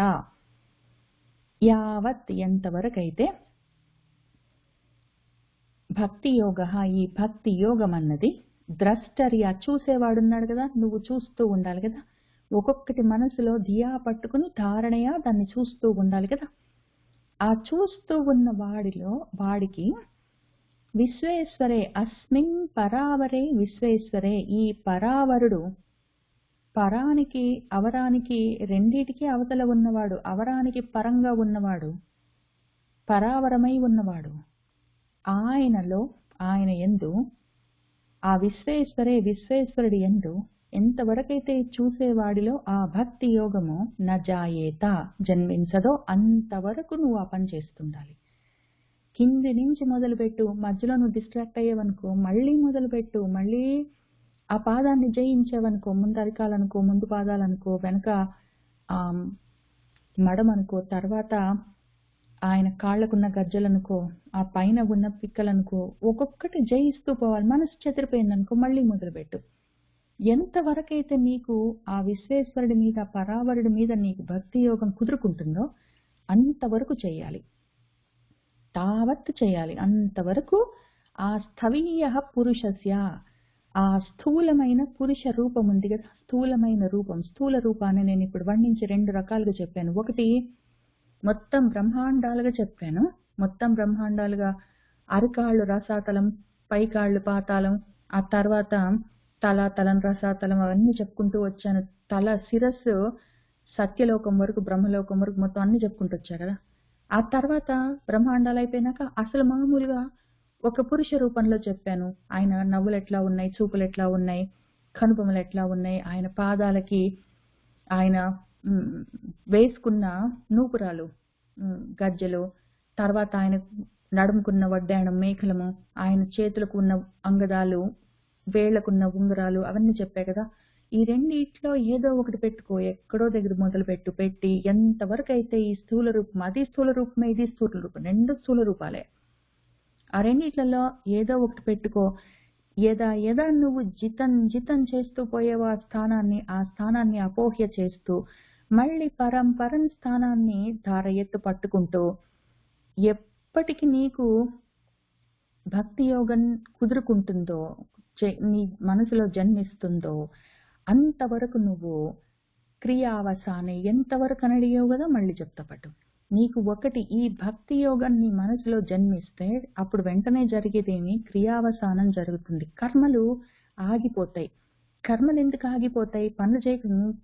నువ్వు పనులు చేయకుండా కూర్చుంటే నీ శరీరం ఊరుకోదు కదా, మరి దాన్ని మెయింటైన్ చేయవలసి ఉంటుంది. కాబట్టి నేను ఉద్యోగం చెయ్యను, నేను వల వేయను అని చెప్పినా కూడా బలవంతంగా నా ప్రారంధం నాకు అన్నం తీసుకొచ్చి నా ఒళ్ళో పడేసినా నేను వంట అయితే చేసుకొని తినాలి కదా. అప్పుడు మా రాజుగారు చివరికి ఆయన ఆయన బ్రహ్మగారితోటి ఆయన ప్రారంధంతో కొట్లాడి మరి నేను వల వేయను పో అని ఏడిపించుకొని తిని, నువ్వు వల వేయకపోయినా పర్వాలేదురా, నువ్వు వల ఏదో ఒక వల ఎక్కడో దగ్గర వేయరా, నువ్వు వేస్తే నీకు అన్నం ఇవ్వాలి నేను అని ఒప్పందాలన్నీ చేసుకున్నాడు కదా.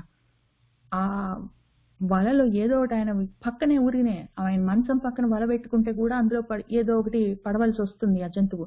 అయితే ఆ జంతువునైతే ఆయన తయారు చేసుకొని వండుకొని తినవలసిన పని అయితే ఉంది కదా. క్రియలు ఉంటాయి, జనరల్ బాడీ మెయింటెనెన్స్ పనులు ఉంటాయి.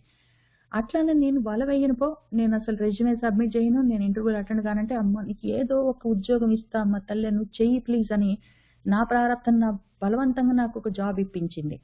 ఊరికి నాకు డిస్ట్రాక్షన్, ఇప్పుడు దానివల్ల చాలా టైం వేస్ట్ అవుతుంది నాకు చదువుకోవడానికి. అంటే కూడా సపోర్ట్ చేయకుండా చెయ్యి, నీకు నీ ప్రారంధం ఉంది, నువ్వు ఉద్యోగం చేయవలసిన ప్రారంధం ఉంది, చేయకుండా మానుకోవడానికి కుదరదు, చెయ్యని నాతోటి ఒప్పందాలన్నీ చేయించుకొని నాకు కూడా ఒక ఉద్యోగాన్ని ఇచ్చింది కదా నా ప్రారంధము. అయినా కూడా క్రియ చేయవలసి ఉంది. అయితే అది క్రియగా ఉండదు, శరీరానికి మెయింటెనెన్స్ కోసం చేసే పనులు ఉంటూనే ఉంటాయి.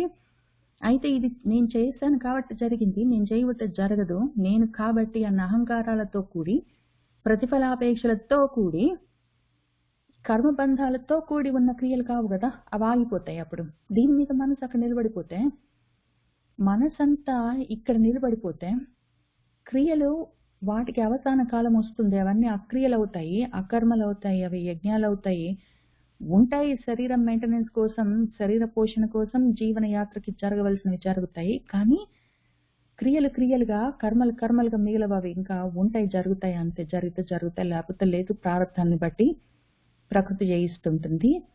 అంతవరకు ప్రయత్నం మీద నువ్వు స్మరేత. ఎంతవరకు చెయ్యాలండి ఈ ధారణ? ఇదిగో ఇంతవరకు చెయ్యి, నీ కర్మలు ఆగిపోయేదాకా చెయ్యి. అదెప్పుడు జరుగుతుంది? నీ మనసులో భక్తి యోగం ఉదయించేదాకా. ఉదయిస్తే క్రియలకు అవసాన కాలం పడుతుంది. అంతవరకు నువ్వు స్మరించవలసి ఉంది అని మన గురువు గారు ఎంతవరకు అండి అన్న ప్రశ్నలన్నింటికి జవాబు చెప్తూ వెళ్ళారు. ఇంతవరకు మళ్ళీ మనం ఆ రూపాన్ని ఇంకొకసారి చూసుకుందాము.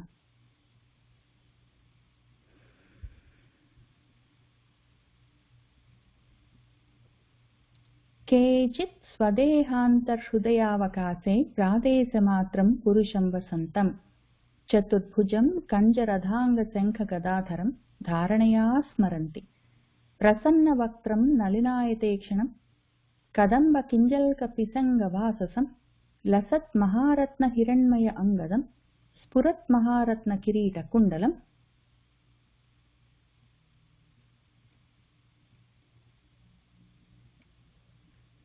ఉన్నిద్రహృత్పంకజ కర్ణికాలయే యోగేశ్వరాస్థాపిత పాద పల్లవం శ్రీలక్ష్మణం కౌస్తుభ రత్న కంధరం అమ్లాన్ లక్ష్మ్యా వనమాలయా ఆచితం విభూషితం మేఖలయా అంగుళీయకైః మహాధనైః నూపుర కంకణాదిభిః స్నిగ్ధ అమల కుంచిత నీల కుంతలైః విరోచమాన ఆననం హాసపేసలం అదీన లీలాహసిత ఈక్షణ ఉల్లసద్ భ్రూభంగ సంసూచిత భూరి అనుగ్రహం ఈక్షేత చింతామయం ఏనం ఈశ్వరం యావత్ మనః ధారణయా అవతిష్ఠతే ఏకైకశః అంగాని ధియా అనుభావయేత్ పాదాది యావత్ హసితం గదాభృతః జితం జితం స్థానం అపోహ్య ధారయేత్ పరం పరం సిద్ధ్యతి ధీః యథా యథా.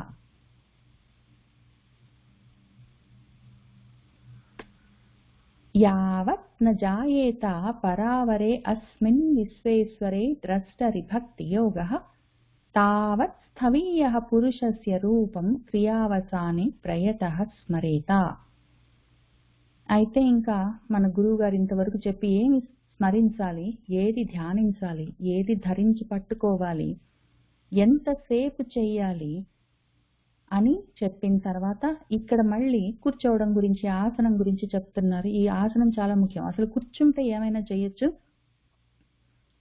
ఏదైనా చేద్దామని మొదలుపెట్టే కన్నా ముందు కూర్చోవడమే రాకపోతే కష్టం అవుతుంది. అందుకని ఇది మాత్రం మర్చిపెట్టడానికి లేదు. ఏబిసిడీలు వచ్చిన తర్వాత ఇంకా మహాగ్రంథాలన్నీ, చాలా నావెల్స్ అన్ని, రకరకాల విషయాలన్నీ చదువుకోవచ్చు. కానీ అసలు ఏబిసిడీలు మర్చిపోవడానికి లేదు. ఇది అసలు ఆసన చేయని రాని వాళ్ళ కోసం మధ్య మధ్యలో గుర్తు చేస్తుంటారు. కాబట్టి స్థిరం సుఖం చ ఆసనం ఆస్థితః యతిః యదా జిహాసుః ఇమం అంగ లోకం కాలే చ దేశే చ మనః న సజ్జయేత్ ప్రాణాన్ నియచ్చేత్ మనసా జితాసుః. అయితే ఇంత దూరం వచ్చిన తర్వాత మళ్ళీ స్థిరం సుఖం ఆసనం అని ఎందుకు చెప్తున్నారు అంటే, మళ్ళీ తర్వాత లెవెల్కి వెళ్తున్నారు. వీళ్ళ కోసం మళ్ళీ చెప్తున్నారు, మర్చిపోవడానికి వీళ్ళది ఏబిసిడీస్. అక్కడి నుంచి మొదలైంది మనది మొత్తం. అక్కడ సిద్ధి సాధించిన దాకా దాన్ని పట్టుకోవాల్సింది. ఏబిసిడీలు ఎంతవరకు అంటే, ఏబిసిడీలైనా ఇలైనా ఏవైనా సరే ఉత్త గీతలు గీతలు గీతలు. ఇది గుండ్రంగా తిప్పు, అది కొమ్ము పెట్టు, దానిపైన ఏత్వం ఇవ్వు, దానిపైన ఇంకా దీర్ఘం ఇవ్వు, లేకపోతే ఇట్లా రాయి, ఇక్కడి నుంచి ఒక గీత పెట్టు, అక్కడి నుంచి ఒక గీత పెట్టు, ఇది రౌండ్గా తిప్పు, దీన్ని కిందికి ఏవి ఉన్నా అన్ని గీతలే, అన్ని గీతలే. అయితే పొడుగువో అడ్డంగానో ఉంటాయి, పక్కకో ఐమూలగానో ఉంటాయి గీతలు, లేకపోతే గుండ్రంగా ఉంటాయి, లేకపోతే సగం గీస్తాము, సగం ఊరుకుంటాము, లేకపోతే వంకటింకరగా గీస్తాం. ఏవైనా గీతలే. కానీ ఈ గీతలు అవసరము, ఈ గీతలు అవసరం. ఎంతవరకు మొత్తం మనం చదువు అయిపోయిన దాకా ఈ గీతలు అవసరము, ఏబిసిడీలు అవసరము. చదువు మొత్తం వచ్చేసిన తర్వాత ఇంక వీటితో సంబంధం లేదు. కాబట్టి మనకు ఆ సిద్ధి సాధించేంత వరకు ఆసనం అవసరము. ఆసనం ఉంటేనే ఏదైనా సాధించవచ్చు.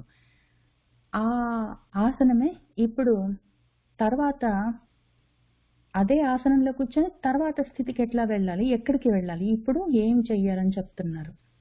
ఆయన ఏం చెప్తున్నారంటే, అంగా ఓహో ఈ లోకం ఇమం లోకం, ఈ లోకాన్ని జిహాసుహు వదిలిపెట్టేయాలని, యదా ఎప్పుడైతే యతిహి ఆ మనసుని నియమించిన వాడు, అన్ని రకాలుగా ఆసన జయం దగ్గర నుంచి మనసేంద్రియ జయాలన్నీ సాధించిన వాడు, బుద్ధిని కుదురుగా కూర్చోబెట్టి ధారణ ధ్యాన యోగాలతో ఇంత దూరం వచ్చిన వాడున్నాడు కదా, ఆయన యతి. ఈ అయతికి ఒకవేళ ఇంతవరకు రాలేకపోతే ఆ అయతి ఇంకా జారిపోతాడు, వాడికి యోగం కష్టమవుతుందని కూడా మనం భగవద్గీతలో చదువుకున్నాము. యతి అవ్వాలంటే ఇంతవరకు రావాలి. ఆ యతి అయిన వాడు ఇంకప్పుడు ఏం చేయాలంటే, వాడి కోరికేమి ఈ లోకాన్ని వదిలిపెట్టి పోవాలని, ఈమం లోకం జిహాసు చెయ్యాలని ఆయనకి కోరిక. ఆయన ఏం చెయ్యాలి, స్థిరం సుఖమైన ఒక ఆసనాన్ని ఆస్థిత పట్టుకొని అందులో కూర్చోవాలి. ఆ సమయంలో ఎక్కడ కూర్చున్నాము, ఏంటి చేశాము, ఏ సమయంలో కూర్చున్నామో, ఏ వైపు తిరిగి కూర్చున్నామో, ఎక్కడ కూర్చున్నామో అని దేశకాల పరిస్థితులతోటి సంబంధం లేదు. ఇంకప్పుడు కాలే దేశేచ, కాలం ఏ టైంలో కూర్చున్నాను సంబంధం లేదు, ఏ ప్రదేశంలో కూర్చున్నాను సంబంధం లేదు. వీటన్నిటి మీద మనహన సజ్జేత్, వీటన్నిటి మీద మనసును పెట్టుకోవద్దు. అంటే ఇదిగో నేను తప్పకుండా ఉత్తరాయణంలోనే పోతాను, ప్రాణాలు నువ్వు లోకం వదిలిపెట్టి పోదలుచుకున్న వాడివి, ఏ ముహూర్తమైనా మంచిదే, ఏ ప్రదేశమైనా మంగళకరమే. నేను ఉత్తరాయణంలోనే పోతాను, పలాని పంచమి నాడే పోతాను, లేకపోతే పలాని వైపు తిరిగి కూర్చొని పోతాను, ఫలాని చెట్టు కింద కూర్చొని పోతాను, ఫలాని యాత్రాస్థానంలో కూర్చొని పోతాను, లేదా కాశీకి వెళ్ళిపోతాను, లేకపోతే మధురలో పోతాను అని ఏమీ లేదు. అక్కడ ప్రదేశంతో సంబంధం లేదు, కాలంతో సంబంధం లేదు. వాటన్నిటిలో మనసుని అనవసరంగా పక్క దారి పట్టిపోతుంది మనసు. ఈ ప్రదేశాలు, కాలాల మీద, ప్రదేశాల మీద, ఆ పరిస్థితుల మీద, అక్కర్లేని విషయాల మీద మనసును పెట్టుకుంటే నువ్వు ఇక్కడే ఉంటావు, ఈ లోకంలోనే. ఈ శరీరం పడిపోతే ఇంకో శరీరంలో ఇక్కడిక్కడే తిరుగుతావు. ఇది దాటాలి అంటే దేశకాల పరిస్థితులతో నీ మనసుని అక్కర్లేకుండా పోయి తగిలించకు, వాటితోటి సంబంధం లేదు. కాలే దేశేచ మనహ న సజ్జయేత్. ఇప్పుడేం చేయి, నువ్వు చేయాల్సిన పనేమి, ఆ జితాసుహు అసుగులను, ఊపిర్లను నియంత్రించిన వాడు. ఎందుకంటే మనము మనసేంద్రియ జయాలు, ఆసన జయాలు, వీటితో పాటు ఊపిర్లను కూడా జయించి కూర్చున్నాం మనము, ప్రాణాలను కూడా జయించి. కాబట్టి ఆ జితాసువై ఉన్నాం మనము. అప్పుడు మనం ఏం చెయ్యాలంటే, మనసుతో మొత్తం ప్రాణాలను నియమించేయాలి. ఇది తప్పకుండా చేయవలసి ఉంటుంది. ఇది మనము ఏదో విధంగా తప్పకుండా చేయవలసి ఉంటుంది. స్థిరం సుఖం చ ఆసనం ఆస్థితః యతిః యదా జిహాసుః ఇమం అంగ లోకం కాలే చ దేశే చ మనః న సజ్జయేత్ ప్రాణాన్ నియచ్చేత్ మనసా జితాసుః. మనః స్వబుద్ధ్యా అమలయా నియమ్య క్షేత్రజ్ఞే ఏతాం నినయేత్ తం ఆత్మని ఆత్మానం ఆత్మని అవరుధ్య ధీరః లబ్ధోపశాంతిః విరమేత కృత్యాత్. ఇంకప్పుడు ఇదెవరికి చెప్తున్నారు? ఇది మొత్తమే సమాధి స్థితి దాకా వచ్చి ఇంకా విదేహ కైవల్యము, ఇంకా అసలు మళ్ళీ శరీరముద్దు, ఇంకా అసలు ఈ లోకముద్దు, అసలు మళ్ళీ నేను తిరిగి రాను అని తిరిగి రాని లోకాలకి, మళ్ళీ లోకంలోకి తిరిగి రాని స్థితికి వెళ్ళిపోయే వాళ్ళు, ఆ మనస్థితిలో ఉన్న వాళ్ళు ఈ జిహాసువులని పిలుస్తారు వాళ్ళని. ఆ జిహాసువులకు, ఆ యతులకు చెప్తున్నారు, మనము ఇంతవరకు వచ్చినప్పుడు అక్కడికి వెళ్దాము, వెళ్ళాలనుకున్న వాళ్ళకి ఎవరికైనా ఇంట్రెస్ట్ ఉంటే ట్రై చేయొచ్చు. ఆయన ఏం చెప్తున్నారంటే, ఈ విధంగా అమలయ స్వబుద్ధ్య, అమలినమైన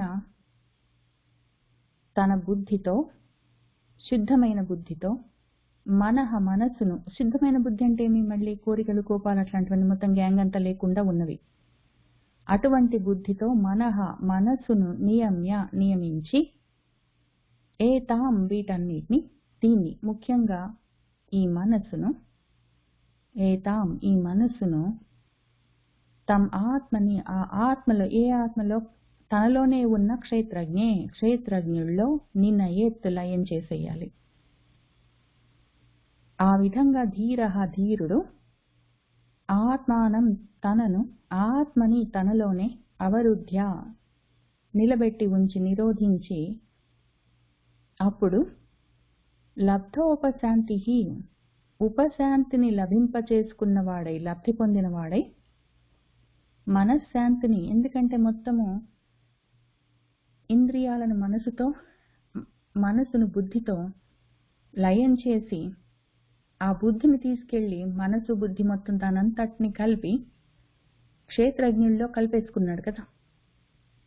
ఇంకప్పుడు మనసు శాంతిగా ఉంది, మొత్తం అన్నీ శాంతించాయి ఆయనకి, మొత్తం అన్నీ శాంతించి ఉన్నాయి, ఉపశాంతించి ఉన్నాయి. ఆ రకంగా ఉన్నప్పుడు ఆ స్థితిలో కృత్యాత్ పనుల్లో నుంచి విరమించాలి, ఇంక మొత్తం అన్ని పనులన్నీ ఆపేయాలి. ఇంకప్పుడు మనః స్వబుద్ధ్యా అమలయా నియమ్య క్షేత్రజ్ఞే ఏతాం నినయేత్ తం ఆత్మానం ఆత్మని అవరుధ్య ధీరః లబ్ధోపశాంతిః విరమేత కృత్యాత్.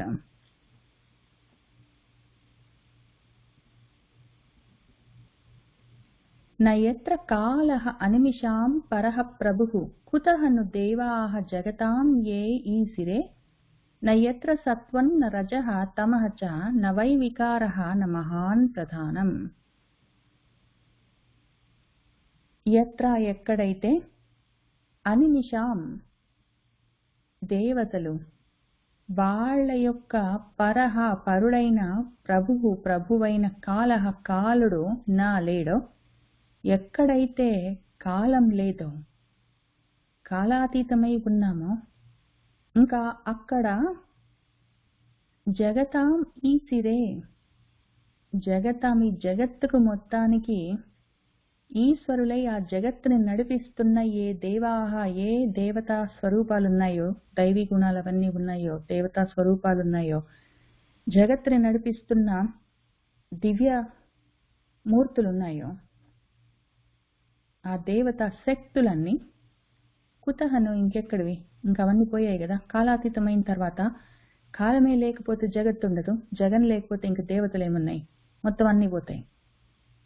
ఆ తర్వాత యత్ర ఎక్కడైతే సత్వం రజః తమః సత్వరజస్తమో గుణాలు ఉన్నా లేవో, ఇంకా అక్కడ ప్రధానం ప్రకృతి కూడా లేదు. ప్రకృతి ఉంటే సత్వరజస్తమో గుణాలు ఉంటాయి, ఇంక ఇవి లేకపోతే నీ గుణాలను మొత్తం శాంతింపజేసుకున్నావు కదా, అవే మలినాలు. నిష్కలంకమైన శుద్ధమైన బుద్ధి అంటే ఈ మలినాలు సత్వరజస్తమో గుణాలను లేవు. అవి దాటిపోయావంటే నువ్వు త్రిగుణాతీతమైపోతే అప్పుడు ప్రధానం ప్రకృతి. ఆ ప్రకృతి మహాన్ వ్యాపిస్తూ ఉండడము, మహత్ అంటే వ్యాపించడం, వ్యాపిస్తూ ఉండడము.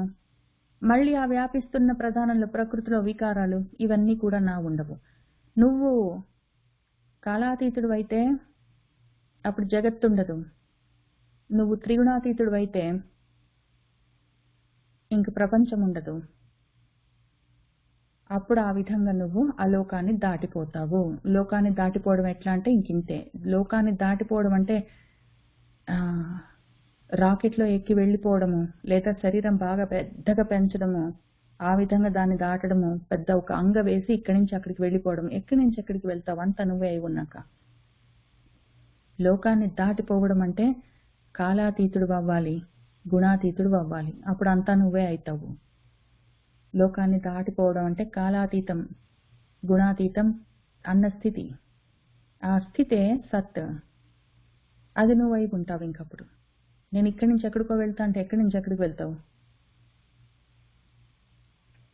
నయత్ర కాలః అనిమిషాం పరః ప్రభుః కుతః ను దేవాః జగతాం ఏ ఈసిరే నయత్ర సత్వం న రజః తమః చ న వై వికారః న మహాన్ ప్రధానం అని మనం ఇవాళ ఇక్కడికి ఆపుతాము. వచ్చే వారం 18వ శ్లోకం దగ్గర 18th శ్లోకం దగ్గర నుంచి చదువుకుంటూ వెళ్దాము. సర్వం శ్రీకృష్ణ పరబ్రహ్మ పాదార